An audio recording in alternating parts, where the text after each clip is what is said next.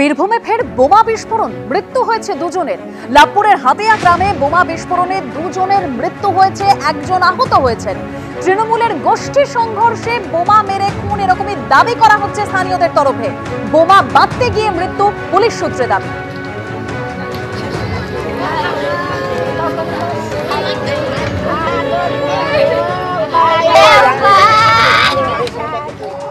ছেলে, আমার বড় ছেলে শেখ সাবির, বয়স 24। তৃণমূলেরই ছেলে ছিল, ওরা টাকা লুটে ফুটে খেয়েছে, ওরা দিন গাঁছাড়া করেছে। সভাপতি ছিল গ্রামে, 2 নম্বরে ব্যবসা করতো, সোনার ব্যবসা করতো ওরা। হ্যাঁ, ওরা ওই জন্য গাঁছাড়া করেছে। 2 নম্বরে কয়েন, এই ধরনের ব্যবসা করতো। গ্রাম হতে দেখি পাত্তা দেয় না, যে 2 নম্বরে কাজ করা হবে না। তাদের নাম বলতে বলে নাম বলবো: বুলেট, জওহরলাল, ফিরোজ, নাজির, সৈফুদ্দিন, মুস্তাকিম, রাহুল। এই মানে এই গ্রামে, আমাদের গ্রামে, গোটা গ্রামে দাবি সেটাই করতেই, যে তারা গাঁচারা হয়েছে, তারা গ্রামে কাজ বন্ধ করে না। পুলিশের প্রশাসনের চোখে আমরা দোষী। আমি ব্যবসা করি, আমি ইটের ব্যবসা করি, পাথরের ব্যবসা করি। স্থানীয়রা বলছেন যে তৃণমূলের গোষ্ঠী সংঘর্ষ এবং সেখান থেকেই বোমা মেরে খুন করা হয়েছে। শুনুন স্থানীয়রা কি বলছেন। ওরা গ্রাম ছাড়া ছিল, ওই মহিউদ্দিন, মুস্তাকিম, মুরুহুদ, ওরা আমার স্বামীকে 6 মাস ধরে এনডিএস কেস দিয়ে জেলে ভরে দিয়েছে, মিথ্যা করে সাজালছে। সব ওদের ষড়যন্ত্র তৃণমূলের। আমরাও তৃণমূল পার্টি করি, ওরা হচ্ছে মান্নানের লোক। মান্নান ওদের পেছনে আছে, ওরা মান্নানকে টাকা খোয়াচ্ছে। আব্দুল মান্নান লাভপুরের আমাদেরকে অ্যাটাক করেছে। ওরা রাত 1টা থেকে আমাদেরকে বোম চার্জ করে, আমাদের ছেলেরা দড়ি পালায়, আমাদের ছেলেরা লুকাইতে পারে না, আমাদের ছেলেকে রাখতো।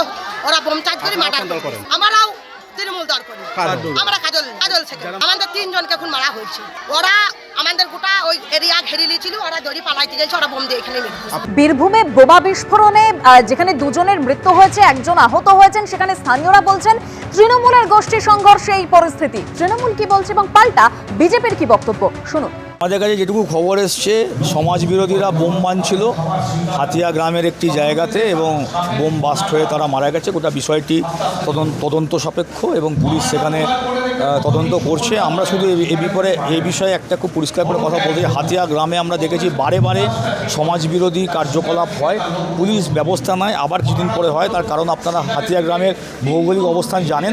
হাতিয়াথেকে 1 কিলোমিটার এগিয়ে গেলেই সাঁইথিয়া, আরেকটু এগিয়ে গেলে ময়ূরেশ্বর, একদিকে মুর্শিদাবাদের বড়োয়া থানার এলাকা। ফলে বিভিন্ন জায়গা থেকে ক্রিমিনালরা এসে ওই হাতিয়া গ্রামকে কেন্দ্র করে ওখানে এই ধরনের অসামাজিক কাজগুলো করে এবং সেখানে বোম বাঁধা, কয়েনের কারবার বিভিন্ন রকম হয়। আমাদের দলের সঙ্গে কেউ যুক্ত নয়, যদি কেউ যুক্ত থাকে তাকেও দল থেকে বহিষ্কার করে দেওয়া হবে। আশা করি আমাদের দলের কোনো নেতৃত্ব এই খারাপ কাজের সঙ্গে যুক্ত থাকবে না। লাভপুর বিধানসভার আতরাতে কয়েনকে কেন্দ্র করে 2 গোষ্ঠীর সংঘর্ষ এবং সেই সংঘর্ষে বোমাবাজি হয়েছে। কেউ বলছে 2 জন মারা গেছে, আমার কাছে খবর আসছে 3 জন মারা গেছে। যারা মারা গেছে তারা তৃণমূলের লোক। বারবার বোমাবাজি এবং বোমার ফলে মানুষের মৃত্যু, এত বোমা আসছে কোথায়? বীরভূম পুলিশ কোথায় যাচ্ছে? কেন বোমা উদ্ধার করতে পারছে না? এরা যারা বোমা মজুত করেছিল, কাদের স্বার্থে, কাদেরকে নিয়ে মজুত করেছিল, এই সমস্ত ঘটনার তদন্ত হওয়া উচিত। আমি মনে করি এই ঘটনা নিরপেক্ষ তদন্তের জন্য এনআইএ তদন্ত হওয়া প্রয়োজন।